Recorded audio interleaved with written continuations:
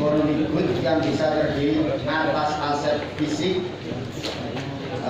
kemudian atau beberapa aset berjamin, dan sah untuk diniagakan guna mendapatkan keuntungan.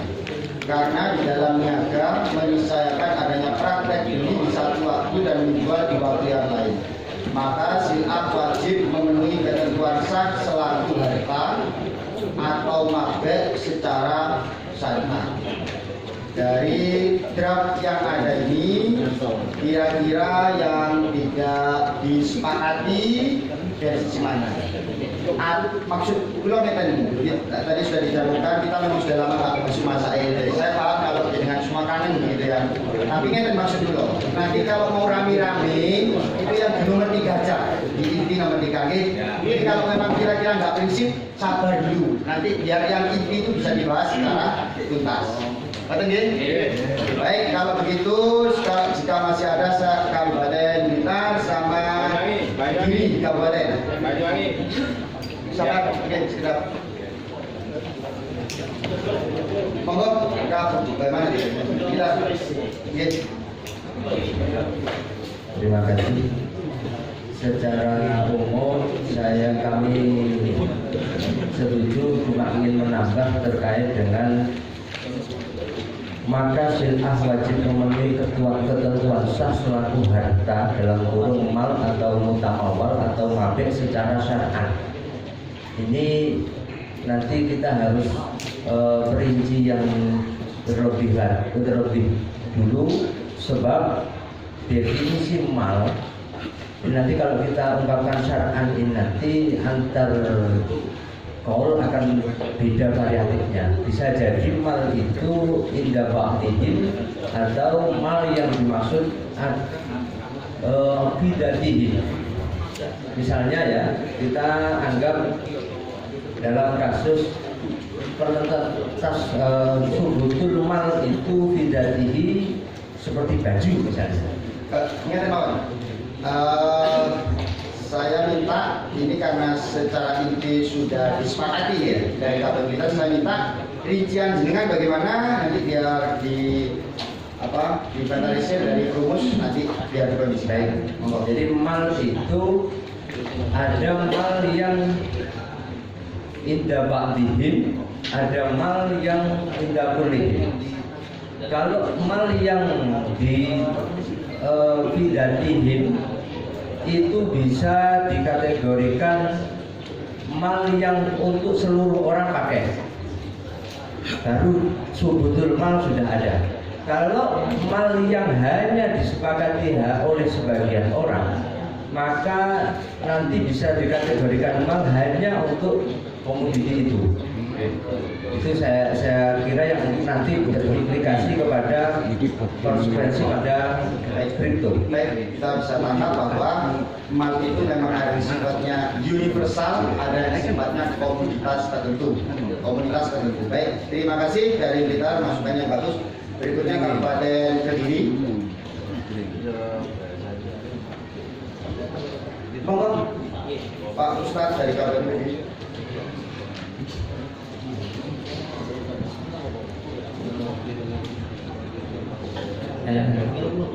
Terima kasih waktunya. Secara garis besar kami setuju dengan yang rumusan dari PU. Cuma pada poin sebenarnya kan dalam sub ini kan juga nanti mengekor pada deskripsi yang urusannya adalah Bitcoin dan kawan-kawan ya. Jadi untuk menggeret Bitcoin dan kawan-kawan itu sebagai sil'ah kan. Nah pada poin yang maka sil'ah wajib memenuhi ketentuan sah selaku harta atau mabik secara sah. Padahal dalam juga saya ingin menakutkan kepada tim ahli mengenai persyaratan yang mabik muttafaqan bih. Ini yang menjadi fokus kami. Tadi di awal dijelaskan bahwasannya itu untuk programmer. Sejauh yang saya tahu, berdasarkan bertanya-tanya kepada beberapa pemain yang lama, pemain yang mulai dari awal, itu apakah sesama programmer ini sebenarnya Bitcoin itu awal mulanya adalah katakanlah isinya itu memang semacam data yang di situ dengan pengamanan yang ekstra, jadi nggak bisa dibobol. Karena nanti ini hubungannya dengan muntafak BU, walaupun nanti muntafaknya mungkin bagiin atau beli lunas. Jadi dari sesama programmer itu, jadi misalkan kita bisa menyimpan data, misalkan data hasil masail ini misalkan disimpan di itu dengan keamanan yang sangat tinggi untuk yang Bitcoin.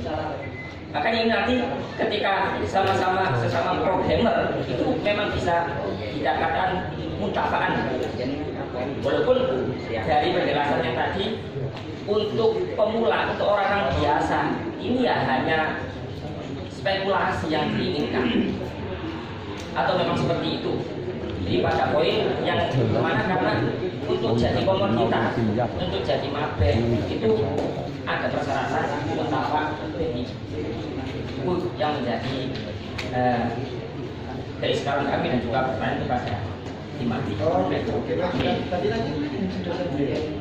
Banyuwangi? Dari yang Banyuwangi. Banyuwangi mau apa? Ini buatan apa? Ini kok tengah sendiri aja ya? Nah, apa ini? Ini no. Itu kan bahas namanya FGT mawon. Jadi tamu mau berangkat. Assalamualaikum warahmatullahi wabarakatuh. Kami mencoba untuk menyederhanakan saja karena sudah ada draft rumusan dari, jadi saya akan mengkoreksi draft rumusan saja dari Banyuwangi. Pertama terkait dengan masalah pendefinisian sil'ah atau barang ekonomi. Ya. Ini draft ini kita sepakat, kami Banyuwangi sepakat bahwa kalau yang dimaksud sil'ah itu adalah barang-barang ekonomi yang dikaitkan dengan akad B dan apa itu mulia B dan salam, kita sepakat. Tapi kalau secara umum sil'ah yang dimaksud adalah mal, yang dimaksud mal ini kurang, rumusannya kurang karena mal itu mencakup manafik. Seperti yang tadi saya pahami dari Bapak Dokter tadi, bahwa melihat dari kripto wangel jenenge wau kalian Bitcoin itu saya cenderung ini mengarah ke manafek, sehingga di mana manafek itu ada yang manafek sing maksus, ada yang baru maksus, ada yang nyata dan ada yang tidak nyata, itu manafek. Dan manafek ini ada sebagian ulama yang mengatakan juga bisa dikategorikan, bisa ditransaksikan masuk dalam wilayah B dan salam. Tapi jadi manafek itu ada manafek lesat mal bil makna al mutabadir, ada manafek mal lahu mal tapi ditamul itu. Sehingga kalau yang diarahkan dari draft rumusan ini tentang barang-barang ekonomi yang dikaitkan dengan persoalan akad B, akad salam, saya sepakat. Tapi kalau di luar itu ada akad ijarah dan sebagainya, nah ini kurang, ada penambahan, perlu ada penambahan. Berarti ditambahi manafek tadi itu ya. Jadi rumusannya demikian. Rumusannya adalah sesuatu yang bernilai kan ekonomis, ya, hal-hal yang bernilai kan ekonomis itu ada yang terdiri dari aset fisik, di mana aset fisik ini ada yang musyahadah, ada mafizimah.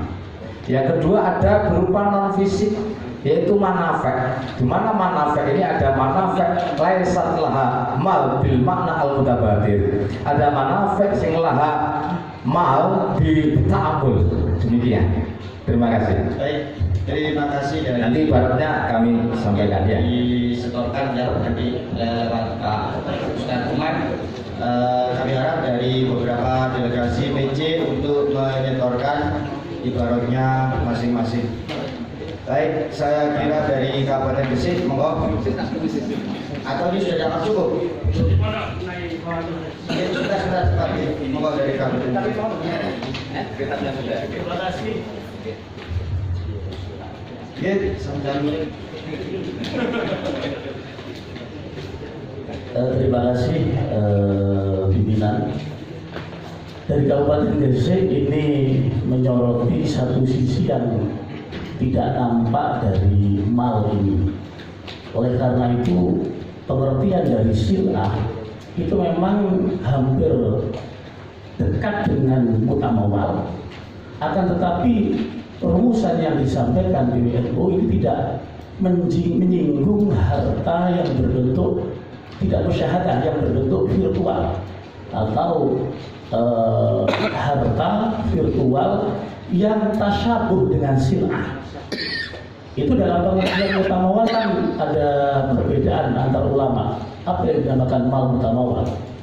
Cuma dalam redaksi yang tertulis BWN ini meninggalkan ketidakterlihatan itu, dianggap bahwa ini barangnya tidak ada. Barangnya ada, akan tetapi termasuk barang virtual, komoditasnya sekalipun fluktuatif naik turun atau taradud bainal gharbi wal gharbi, akan tetapi satu sisi yang perlu kita perhatikan adalah dia tidak kelihatan, itu jangan disimpulkan ini bukan harta, ini harta virtual. Itu mungkin sudah pernah dikonsep tahun 2017 dulu, 2009 juga pernah dibahas. Mungkin ini pembahasan ini ada penalur pengulangan saja. Dulu pernah dibahas Bitcoin ini. Dan intinya kalau tidak salah ini harta, jangan dikatakan abstrak tidak kelihatan harta tapi virtual. Mungkin itu yang perlu disampaikan, yang perlu ditambahkan. Terima kasih. Baik, terima kasih pada semuanya hadirin. Jadi saya kira soalnya perlu saya bagi lagi. Apa yang dimaksud komoditi atau sil'ah dalam pandangan fikih? Jadi kita belum masuk kepada persoalan ini. Itu nanti mungkin maksudnya nomor 2. Jadi kaitannya dengan apakah Bitcoin ini masuk komoditi di dalam fikih, kaitannya dengan keputusan pemerintah dan seterusnya. Saya kira ini cukuplah kira-kira mungkin. Saya minta mungkin ada perlu yang disampaikan, monggo. Tadi sudah meredam agak lama selaku koordinator. Pakarnya pakar kita dari bawah, monggo. Kiai Samsudin, core of the core-nya. Monggo. Monggo.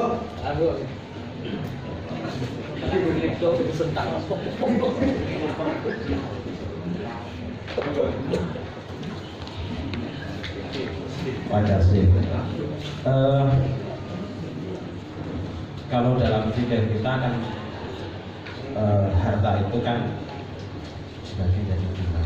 Yang pertama itu ainun musyahadah, terus kemudian yang kedua mafid dimah. Dan mafid dimah itu sendiri sebenarnya jaminannya itu sudah ada 3. Jadi mafid dimah itu pada waktu pembahasan di masalah tentang fitur yang tempo hari itu dimah itu ada 3. Yang pertama jaminan yang berupa ain, yang kedua jaminan berupa dain, yang ketiga jaminan berupa fi'lin. Jaminan yang berupa fi'lin itu termasuk adalah perbuatan atau pekerjaan tertentu dari seseorang. Misalkan saya menyuruh seseorang untuk bekerja, terus kemudian saya sendiri punya tanggungan ke orang lain. Saya nyuruh orang untuk bekerja, misalkan si A, terus kemudian si A itu sudah punya tanggungan bayaran kepada si B. Nah, sementara si A itu sakit, terus kemudian pengen mengalihkan si B itu disuruh bekerja menggantikan si A tadi untuk bekerja kepada saya. Ini termasuk bagian dari mafud dimah. Dalam uraiannya Syekh Zuhaili itu banyak sekali di dalam fikih Islami.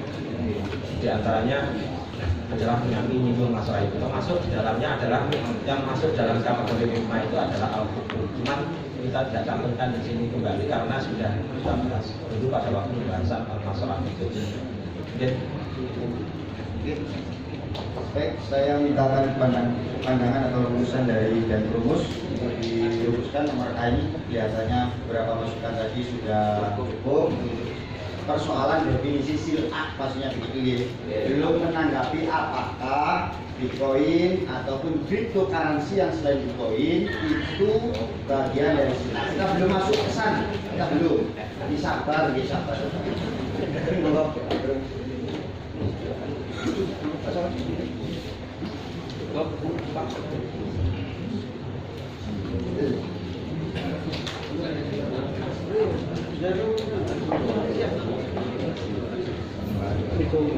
Terima kasih. Kami juga menyepakati untuk soal yang pertama. Cuman ada beberapa pertimbangan yang mesti nanti oleh Dewan Perumus untuk dimatangkan kembali terkait memasukkan harta virtual. Kita juga sepakat bahwa tidak semuanya yang tidak berbentuk fisik kemudian dianggap tidak ada, itu tidak begitu. Kita sepakat bahwa itu bisa ada, cuman untuk mengkategorikan ini masuk dalam sil'ah atau tidaknya, karena tadi sebagaimana yang dijabarkan dari Udini, ketika kita dihadapkan kepada unsur mutamawal itu kan ada yang sifatnya universal, ada yang memang untuk per kelompok, hanya orang-orang itu saja yang menganggap itu harta, yang kemudian ini berkembang, akhirnya orang yang mentransaksikan itu tidak melihat manfaatnya, tetapi lebih pada nilai spekulasinya itu, sehingga dari pihak nanti Bapak-bapak Dewan Perumus akan mematangkan apakah itu masuk kategori sil'ah dalam bahasa suka ini apa tidak. Kalau iya, nanti kriterianya seperti apa, itu insya Allah makin menyusul. Tambahan khusus sama sil'ah, mohon ditambahi urut. Ada komoditas jaro, ada sil'ah, ada komoditas urut. Ini nggak masuk dalam konsep ini.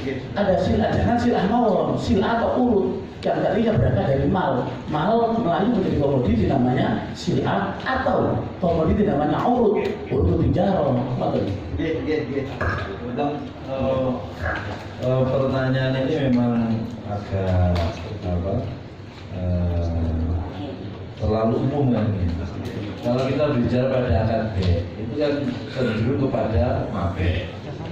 Padahal bahasa transaksi ini ya tidak hanya dengan B.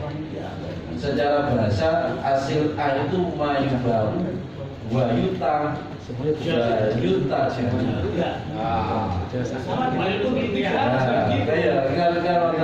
kalau hasil A itu identiknya ke mabek.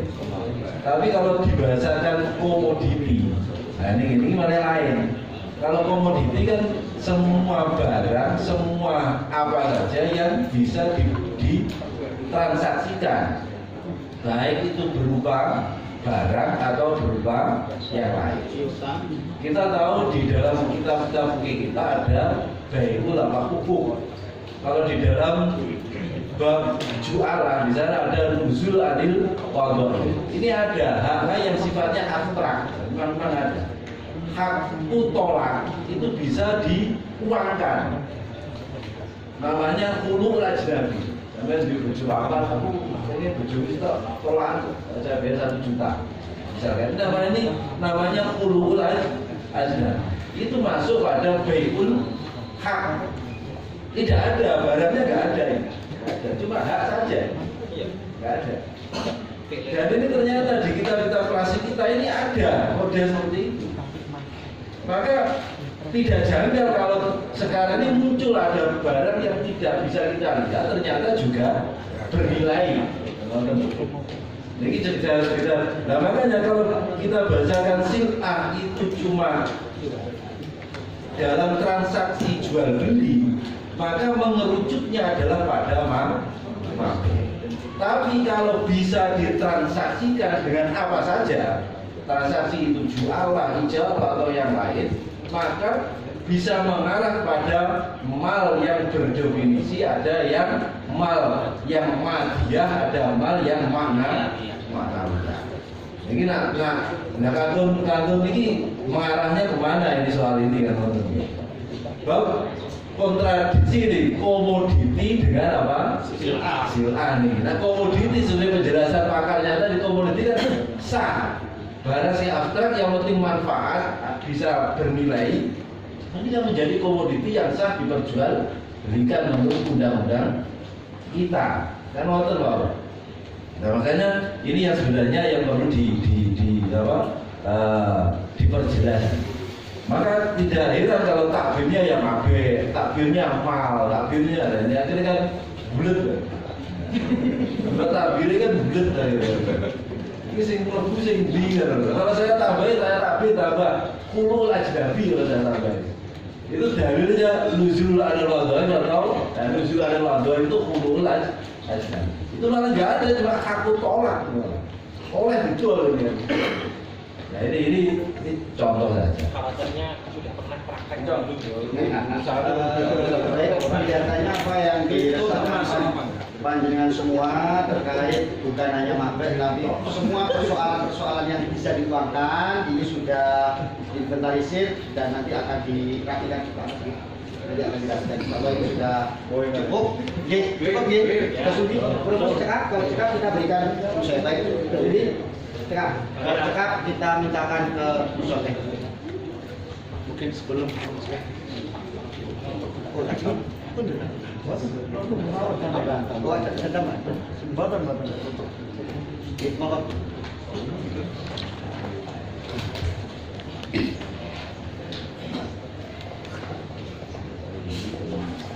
yang perlu kita sepakati sebenarnya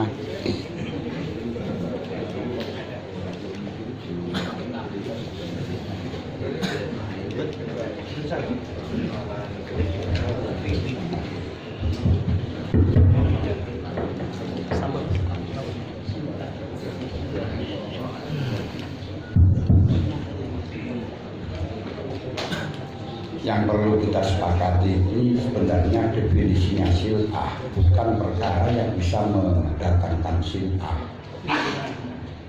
Jadi mal itu bukan berarti mutamawal. Mutamawal pasti mal. Haisilau jumi'ah soro mutamawalan. Mutamawal itu yang ada qimah, berarti ada nilai, ada kartu haji. Itu baru dikatakan mal. Barang-barang manfaat seperti itu bukan mal, cuma bisa mendatangkan mal. Hak-hak seperti hakul julus, hakul tolak, hakul apa itu bukan mal. Laisa bimalin tapi bisa. Nah, makanya di sana itu bukan tidak ada namanya hukum itu disebut dengan sil'ah juga nggak ada. Hukum tolak disebut dengan sil'ah juga nggak ada. Nah, sedangkan yang disebut dengan ini fidzimah itu pun sebenarnya bukan barangnya, tapi karena bukan barang yang apa itu mengandungnya itu, tapi yang kandungannya. Kalau barangnya tetap tidak dikatakan sil'ah.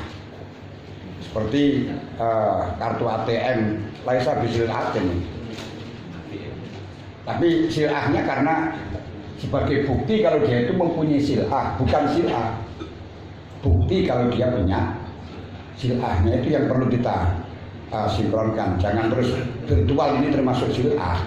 Itu bukan sil'ah, tapi bisa nanti dijadikan cara mencari sil'ah, dijadikan untuk sil'ah yang mau saja. Nah, makanya kita kembali kepada definisi yang sil'ah yang sebenarnya sebagaimana yang telah dirumuskan, saya kira itu sudah pasnya.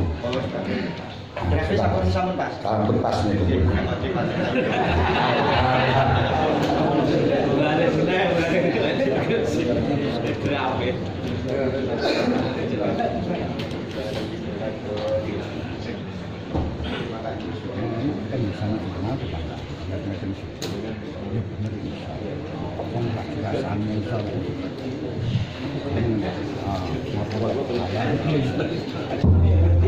Itu ramah tidak apa.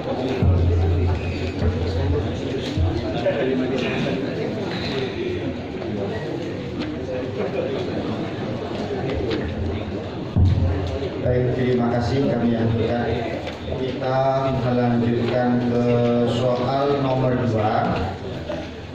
Apakah status cryptocurrency seperti Bitcoin, Ethereum, Tether, dan Polkadot bisa diakui sebagai komoditi berdasarkan pengakuan pemerintah, sementara tidak ada objek yang mendasari?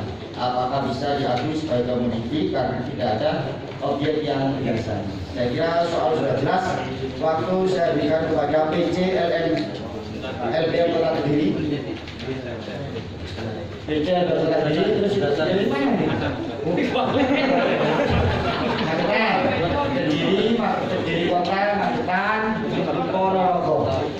Baik, sebelum kepada panjenengan semua, selaku pakar dewan pakarnya, kita mintakan ada yang disampaikan.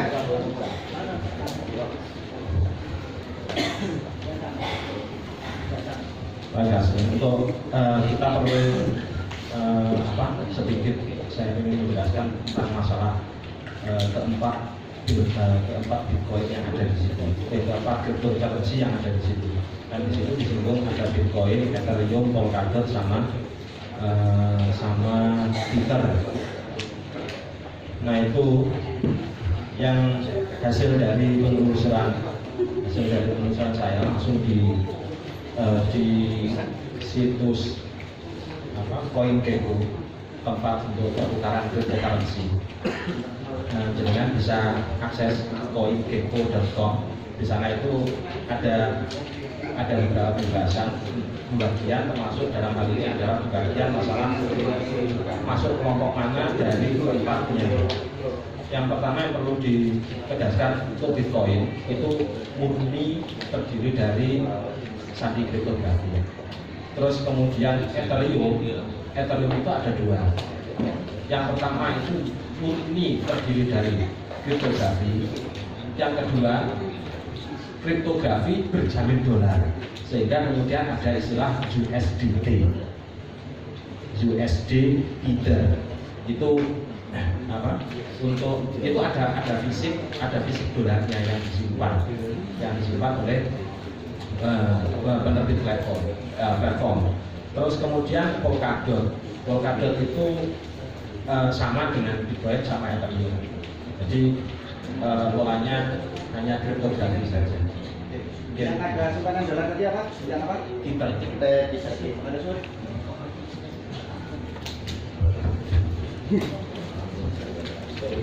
Baik, tambahan dari narasumber apa sebenarnya tidak paham? Ya kalau tidak paham, tidak apa-apa. Di sini manusia ini semuanya jadi lah. Tadi sudah saya waktu untuk soal kedua nomor Kabupaten Kediri, Kota Kediri.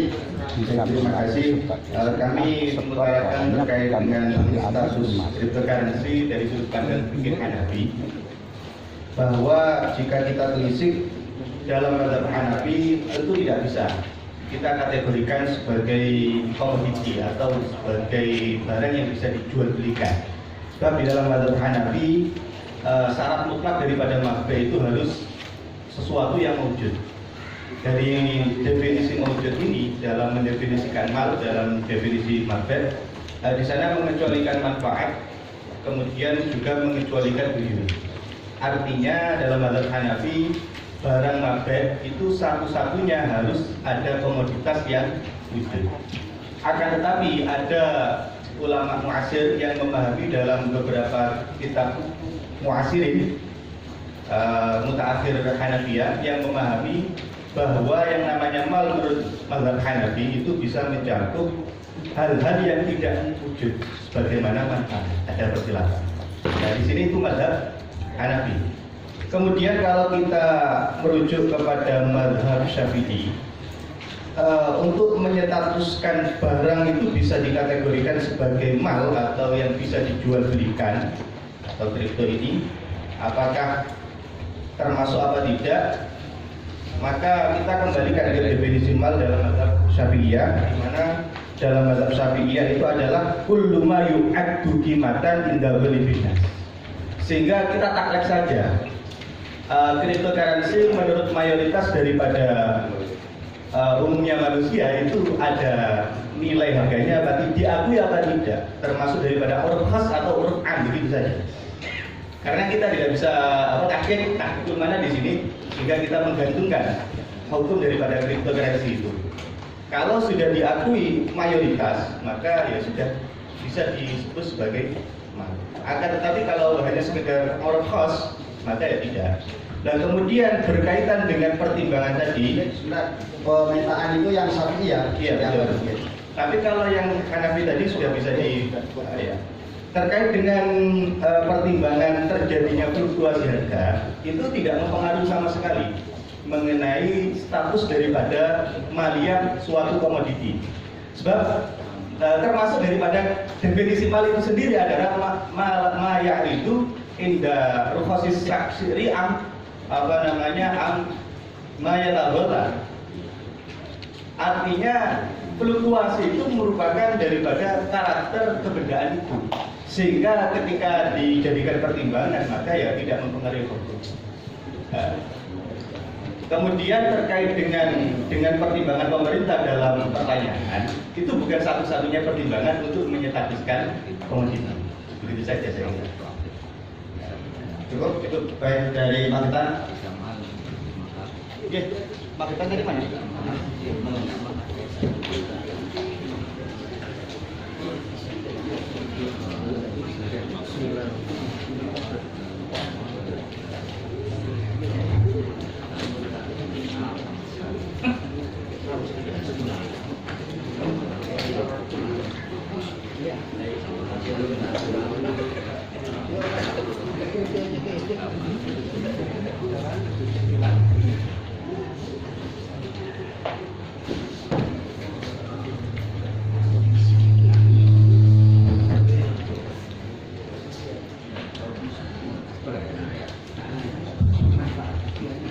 Bismillahirrahmanirrahim.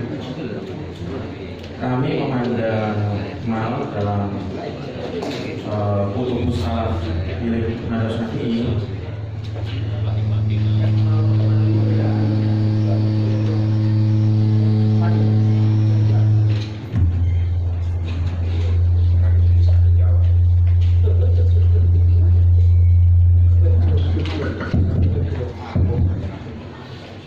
Bismillahirrahmanirrahim. Yang kami temukan dalam Nada Syafi'i yang dikategorikan dalam mal, kami temukan dalam Fathul Mu'in di bab syahadat. Kalau ada orang bersaksi tentang mal, maka mal itu kategorinya ada yang namanya ainan, ada yang namanya manfaatan,